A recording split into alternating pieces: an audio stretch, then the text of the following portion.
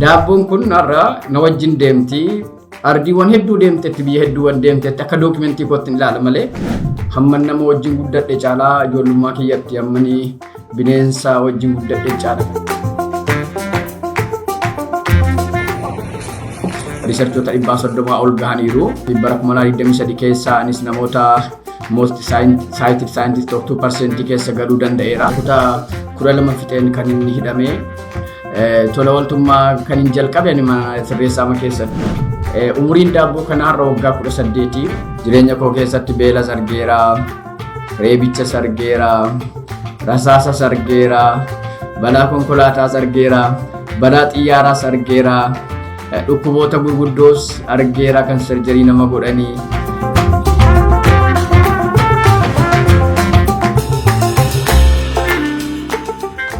Warreen eemin sagalee dhalootaa dhaggeeffatanii dabarsuu barbaadu milkii caalu jiraachuudha.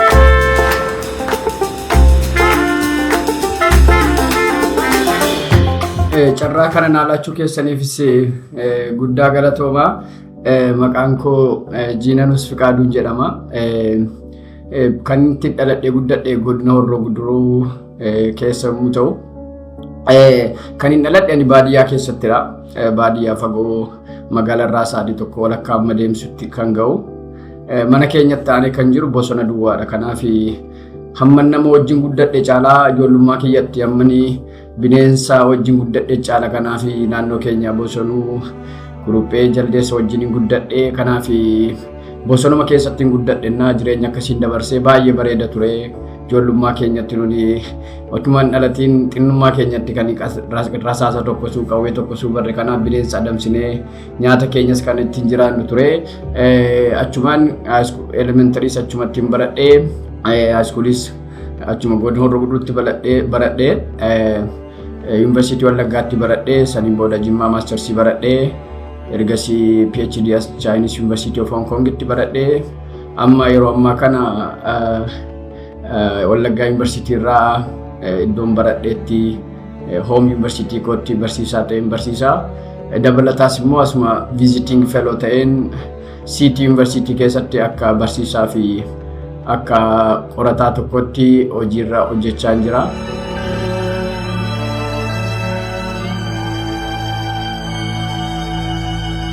Gara duubatti gaafa na deebisu jireenyi lafa kanaa chaalenjii qaba kan biyya kamiyyuu. Innan dabarse namoota tokko salphaata, isa tokko ulfaata, hundumtuu chaalenjii mataa isaa waan qabuuf kutuma tokkorraa gaafan galu ani akkuma maybe namoota haala chaalenjii qaban keessaa tokko ture. Maatiin keessatti guddattes murteessaadha.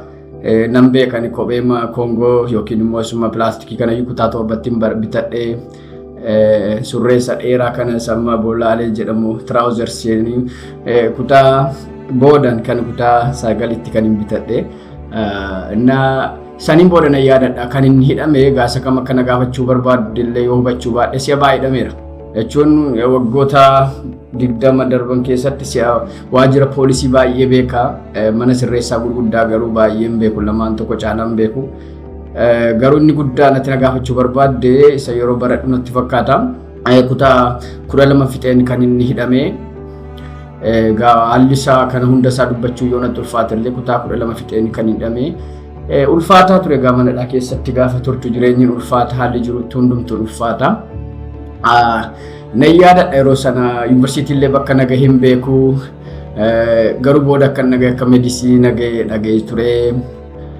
Saniin booda meedisinii nagahe ture, garuu meedisinii hin baranne, yuunivarsiitii isa kam akka nagahe hin beekun ture. Ani saniin booda jireenya wallaansoo ol qabuu fi hojii humnaa hojjechuutti hin deebi'e manadhaa keessatti. Guyyaatti qarshii tokkoon teenisiin taphachiisan ture. Hojii humnaa hojjechaan ture tootaalii jechuun barbaada. Hojii humnaa hojjechaan ture. Guyyaatti qarshii tokko teenisiin haasofsiisaa, booda immoo TV kana manarra deemeen agarsiisaa ture. Ulfaataadha. Wanti hedduurraa bareera gabaabsee dubbachuudhaaf manadhaa. Saniin booda haalonni turan duranii achi keessa taa'ee gara magaalaa Naqamtee Jaatoo keessa taa'ee waggaa tokko barumsa kiyya baradhee walumaa galatti gara jalqabaa waggaa 8 7 ture. dhaddacha jeeqteedhamee waggaa 3 tokko natti dabalamee ture garuu booda gara waggaa 7 fi 6 na deebee kun murtii koo ture. Tootaalii manadhaa keessa yeroo sani kan hin ture waggaa 2 tootaalii manadhaa keessa tureera. Yeroo baay'ee kan ati na gaafachuu barbaadde waa'ee daabbooti. Daabboon kun daabboo anaaf akka kakuu kooti.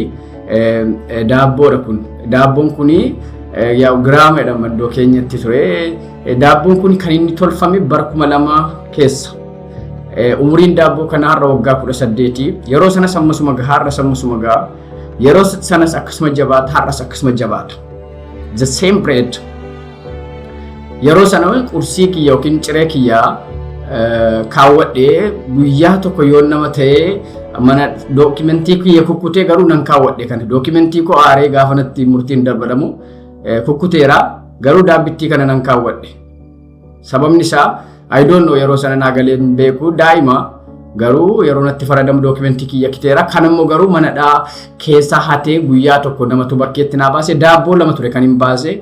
Waggaa 2 booda garuu daabboon tokko akka bade natti mani waggaa saniif booda daabboon kun akka hafennaan daabboon kun har'a na wajjin deemti ardiiwwan hedduu deemtetti biyya hedduuwwan deemtetti akka dookimentii kootti ilaala malee like akka nama sertifikeetii koo caalaatti ilaala kanaaf sertifikeetii koo iddoo barbaade kaa'een deema garuu ishee kana iddoo kaa'een deema jechuun daabboo kana keessa kakuu jira toon taane meemoorii jabaadhe akkan hojjedhuuf sababa naa ta'eera maaliif Daabbo kana gaafa laalu rakkina hojii humnaa mana sirreessaa keessatti ani hojjedhu duwwaa toon taane namoonni hojjetan yeroon baradhu namoonni saantiba 2 saantiba 20 walitti buusanii na barsiisan na gargaara yaadannoo isaaniiti because namoonni sun hedduun isaanii jiranii daabboon garuu jireenya sana kan irraanfanne na godha. Waan tokko karoora koorraa akka duubatti hin deebineef daabboon kun anaaf akka akeektuu kooti sababni isaa akka akeektuu koo gaafa hin jedhu takka milikkita kooti wanta waaqayyo naalaati. Kana laaleen jajjabaadha maaliif waaqayyo jireenya sana keessaa kan na fide boruufis dabarsee akka hojjedhu kanaaf beezlaayinii jireenya koo naa taatetti jechuudha daabboon kuni kanaaf umuriin daabboo kanaa har'a waggaa 18 fixeera kanaaf gumaacha hedduu jireenya koo irratti influensii gooteetti because yeroo rakkoon fayyaa na mudatu yeroo haalli addaa na mudatu akka darbuu danda'uuf sababa naa taate sababni isaa kaleessa yeroo sana chaalenjiin sun ture firdiin sun ture hojii humnaa jechuun ture reebichi ture hidhaan ture sibiila baachuun ture wanta hedduu dabarseera waan ta'eef akka bu'aatti na fayyaddeetti jedheen dubbachuu barbaada.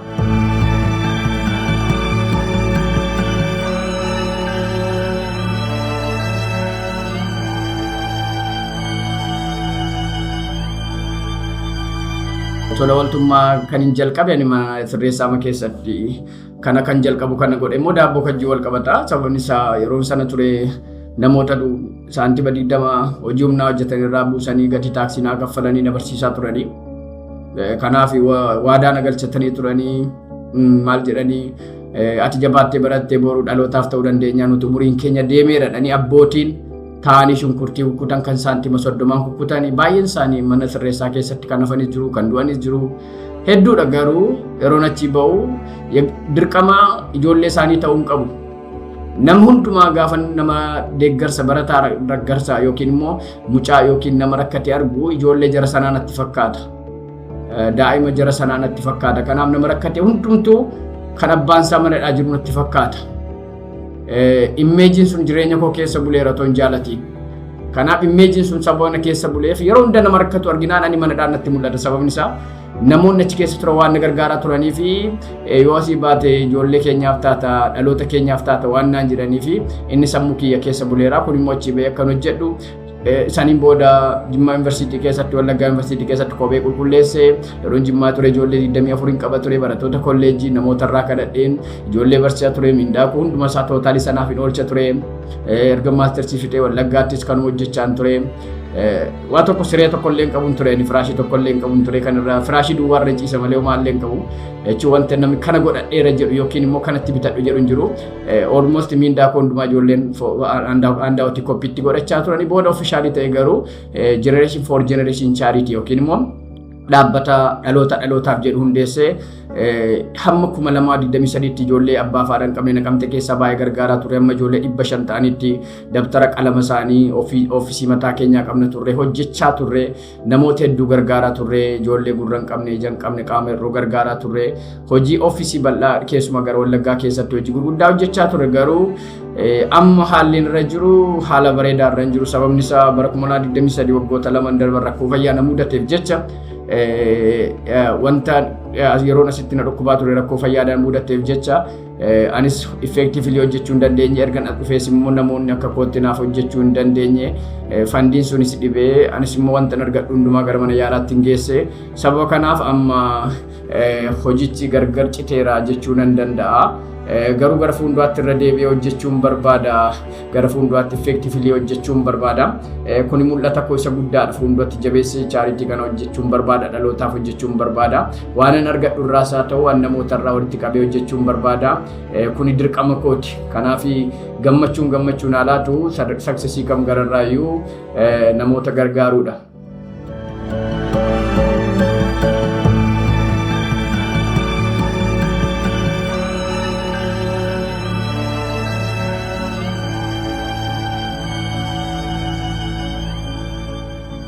Akkuma jetti bara 2020 ture kan Hong Kong fi barattoota Afrikaa China University keessatti walitti fiduuf hojjechaa ture.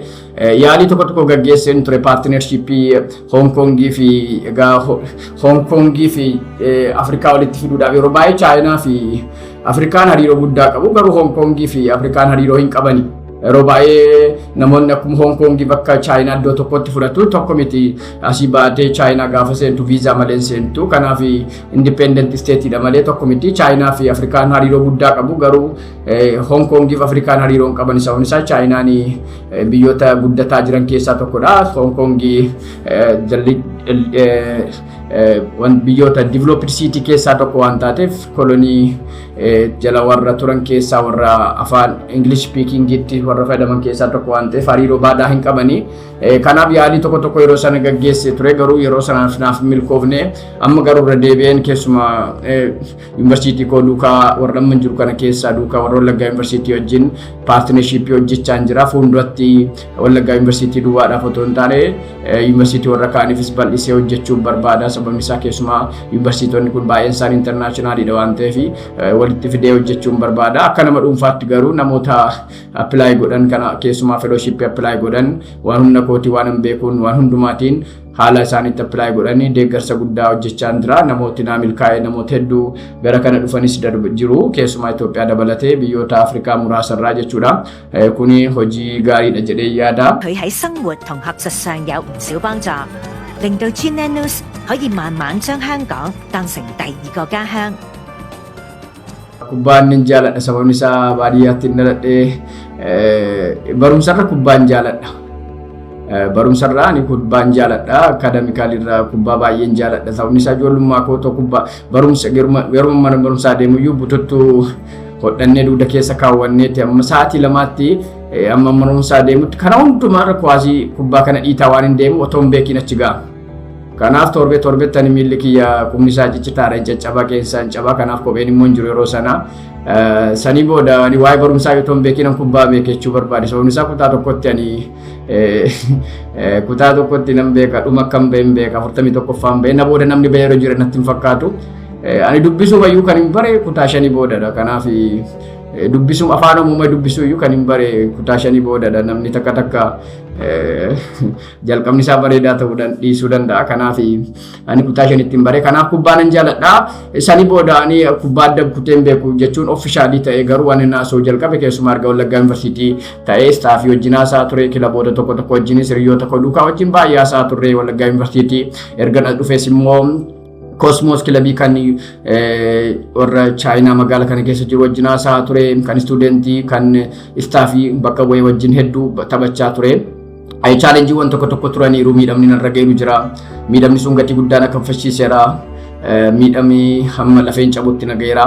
waan hedduu guddaan akka fachiiseera saduwaas miti ispoortii keessa taekwondo nan jaaladha ITF black belt qaba ture amma gargariin kutee malee daanii digirii jalqabaa qaba ture sana ispoortii baay'ee natti tola kubbaa miilaa garuu ammaaf eega dhiyeenya kana sarjarii ta'ee erga rakkoon fayyaa na mudatee gargar kuteedha.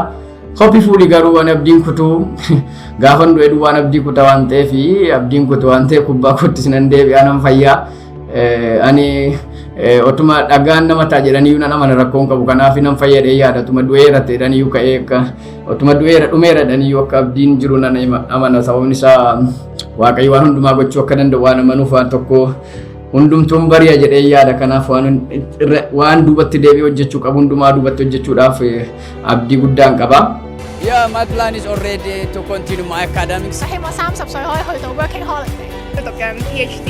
In the future, I need to be a researcher, especially in academic area. Waa'ee maxxansa barruu riisarchii inni yaada bareedaa naa kaaftee sababni isaa riisarchii kan hin jalqabe ani yeroo maastersii baradhu booda riisarchii kan hin jalqabe riisarchii garuu kan hin hojjedhu ture ani akka tasaa waa keessa koo bullaan kanan hojii kanatti seene keessa paashinii mataas nan qaba ture garuu bara 2017 natti fakkaata Ethiopian Pharmaceutical Association badhaasa meedaaliyaa Young Gold Award badhaasa ture namni beeku tokko Ambo University irraa waggaa lamatti riisarchii 22 hojjetedhanii badhaasanii ani baay'ee mooraalii naate 22 akkamitti hojjete han jedhu achumarraa galeen Wallaggaa University deebiin inni 22 hojjete waan ta'eef at least ani immoo 23 hojjechuun qabadee hiriyoota koo walitti gurmeesse warra public health keessa jiran nursing keessa midwifery pharmacy jiran hojjechuu jalqabne. Kanaaf yeroo sana akkuma motora publish gochuu jalqabne jechuudha. Sababni isaa inni sunis hin hojjetaa, inni sunis hin hojjetaa, kunis hin hojjetaa, halkaniif guyyaa hojjechuutti kaane. More classic gallu duwwaa toon taane halkaniif guyyaa researchiitti hojjechuu qabne. Sababni isaa badhaasa meedaaliyaa sana fudhachuu waan hin barbaaduuf keessa koo waan buleef nammoo jedhee waan itti seenee fi researchii sana waggaa lama sanatti 23 hojjechuuf kophaa kiyya waan hin dandeenyeef gartuu dhume researchiin immoo akkuma beekamu hojii nama dhuunfaa toon taane hojii gartuuti kan nama dhuunfaa fudhatamas hin qabu beekamaadha. Kanaaf nama akkasitiin giruuppii taanee waliin hojjechaa turre hiriyoonni koo sun hundi isaanii har'a addumaan jiru baay'ee milkaaniiru riisarchiin isaanii isaan hojjetanii piroofeesariitii ol malee gad miti baay'een isaan kan Austraaliyaa jiru sakaan biyya keessa Afrikaa adda addaa keessatti hojii gurguddaa jiru Kanaadaa fa'aa keessa jiru hundi isaanii idduma guddaa jiru jechuu danda'a sababni isaa ana duwwaatu even ana duwwaatu hin taane warra top 2% scientist keessa warreen jiran illee jira. Jechuun anumatti dursee waan bahee mul'ate malee sarara sana keessarree warri galan jiru jechuun barbaada. Kanaa booda waggaa lamaa booda dhugumachuu kan 29 publish godhe hiriyoota koo wajjin. Garuu yeroo sanatti fakkaata koovidiin dhufee koovidiin badhaasa yookiin immoo sagantaa konfereensii sana hambisee saniin booda asiin dhufee sanii boodatti fufee hojjechuun ture hiriyoota koo duukaa hojjechaan ture. Bara 2023 meedaaliyaa sana kanan milkeeffadhe. Kanaaf 22 maxxansee badhaafamuuf kan hin ture waggoota 4 sana keessatti 100 publishinaa ta'e bara 2023 ture kan inni Ethiopian Pharmaceutical Association Gold Young Gold Award sana fudhadhe. Kanaaf innis galma naa gaheera saniin booda garuu wanta gold meedaaliyaa biyya tokkoof hawween irra darbeeyyuu bara 2023 keessatti Hong Kongin bakka bu'ee Global Young Scientist Summit kan Singapore jechuun nama 5 asii bakka bu'an akka biyya kanaa keessaa bakka bu'ee Singapore irratti namoota Nobel Prize fudhatan irraa treeningii namoota 15 irraa fudhachuu danda'eera isaa wajjin tureera guyyaa 5 tokko. Kanaaf inni kunis opportunity naa baneera jechuudha. Global Young Scientist kan Chinaatti, kan Russiaatti fi kan Singaaporitti gaggeeffame irratti akka argamu kan godhu publicationii kooti. Kanaaf waggoota almost waggaa 6 fakkaata research kan publish godhu jalqabee har'a hiriyoota koo duukaa amma sana hojjechaa duukaa jirus collaborators ta'e kan hojjechaa jiru researchota 130 ol gahaniiru. Kun immoo dhaqee citationiin isaa hin dabalaa. Kanaaf bara 2023 keessa anis namoota most cited scientist of 2% keessa galuu danda'eera. innis natti tola sababni isaa gaafa hojjechaa deemtu numa milkooftaa kanaaf hojichi riisarchichi kanaan jalqabee irra caalaa amma kan hojjechaa jiru tuberkiloosii irrattidha. Kanaaf TB akkamiin Afrikaa fi biyyoota Eeshiyaa keessaa balleessuu dandeenya, tiriitimentii approachii akkamtu yookiin immoo diagnosis approachii akkamtu balleessuu danda'a irra jedhu irratti kollaaboreetilii biyyoota adda addaa Awustiraaliyaa irraa, Eeshiyaa keessaa, Chaayinaa keessaa, London keessaa, UK akkasumas immoo Ameerikaa keessaa kollaaboreetarii walitti fideen riisarchii kiyya hojjedha. Amma riisarchiin kiyya haala gaariitiin deemaa jira. Kanaaf immoo sana gargaare Waaqayyoon galateeffachuu barbaada.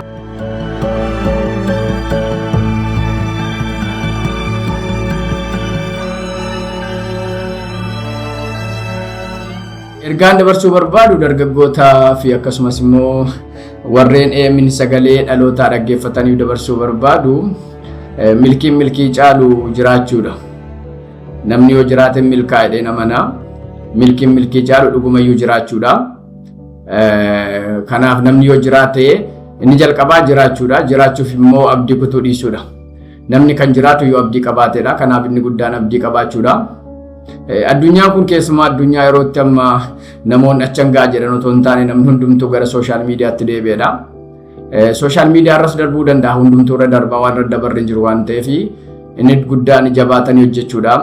Haalli nama danquu danda'a, rakkinni nama danquu danda'a, dhukkubi nama danquu danda'a, fayyaan nama danquu danda'a. Ani hunduma isaa argeera, balaan nama danquu danda'a. Jireenya koo keessatti beelas argeera, reebichas argeera, rasaasas argeera, boombiis argeera, balaa konkolaataas argeera, balaa xiyyaaraas argeera, dhukkuboota gurguddoos argeera kan sarjarii nama godhanii, deemuu dadhabuus argeera, socho'uu dadhabuus argeera, amma naafachuu ga'uttis argeera. Waan hundumas argeera waan ta'eef inni guddaan abdii kutuu miti, har'i bor miti, inni galgalaa inuma bari'aa, inni barees inuma galgalaa kan ta'eef abdii kutuu miti. Kanaaf jabaatanii hojjechuudha, yeroo itti fayyadamuudha. Kaayyoo qabaachuudha chingaa jechuudha. Kanaaf dargaggoonni kanarratti hojjetan gaariidha jedheen yaada.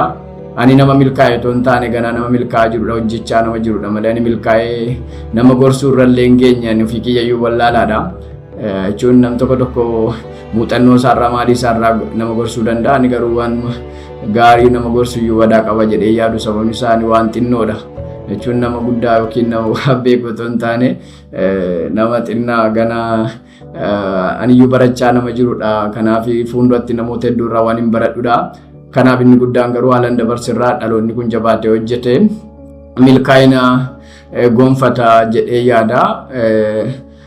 Kanaaf ani milkaa'eera jechuu hin dandeenyu, saayitii ta'e jechuun ani saayintistii ta'e jechuu miti. Kanaaf fuulduratti waan hin hojjedhu dhaloota kanaaf hojii guddaa hojjeta jedheen yaada. Kanaaf inni guddaan garuu dhalootaaf yaaduudha, maatiif yaaduudha, waliif abboomamuudha, biyyaaf gaarii yaaduudha jedheen yaada. Kanaaf dargaggoonni biyya tokko keessatti gahee guddaa qabatu. Barumsi immoo hundeedha. Kwaalitiin barumsa biyya keenya haalota adda addaatiin amma haala chaalenjii keessa jiraachuu danda'a. Iddoo keenyatti iddoo nama barsiisaa jiru haalli barumsaa biyya keenya baay'ee bareedaadha. Seerri mataasaa jira, haalli mataasaa jira. Kanaaf biyya keenya keessatti waluma jala wanti hundumtuu inuma fooyya'aa jedheen yaada. Abdiin kun haala keenya ilaallee kana waan hundumtuu waan gaariidha.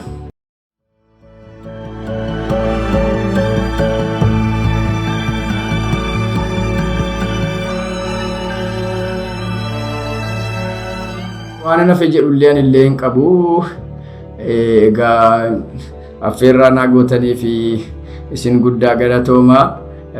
Affeerraa naa gootanii fi akkasumas immoo carraa kana naa laattanii fi guddaa galatooma. Ufuma koo miidiyaa irratti dubbadha, ufuma koo barreessa malee miidiyaa irratti asii achi boosii badaa hin barbaaduun ture. Garuu carraa naa laattaniif guddaa galatooma. Kana jechuun barbaada inni guddaan Waaqayyoo biyya keenya, saba keenya, maatiif dhaloota keenya nagaa haa godhu. Nagaatu caala jedhee yaada. Sababni isaa yoo nagaan jiraatedha. Egaa waan hundumtuu immoo nageenya booda waan ta'e Waaqayyoon lafa keenya, dhaloota keenya nagaa nuuf haa buusu jechuun barbaada. Ergaan qabu kanumadha. Galatoomaa, ulfaadha.